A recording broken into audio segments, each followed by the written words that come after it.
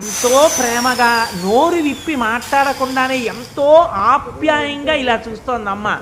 ఆ చూస్తున్నటువంటి కళ్ళల్లోని చూపులు, అమ్మ యొక్క అపారమైన ప్రేమకి చిహ్నంగా తడితో ఉన్నటువంటి ఆ కళ్ళు, కన్నులలో తడి, మన పట్ల ఉన్నటువంటి ఆర్ద్రత, ఆ పక్కనే ఉన్నటువంటి సూదిగా ఉన్న గడ్డం, ఆ గడ్డం మీద చూస్తే అమ్మవారి రెండు పెదవులు, కింద పెదివి గుండ్రంగా కనపడుతోంది, పై పెదివి మూసి ఉంది.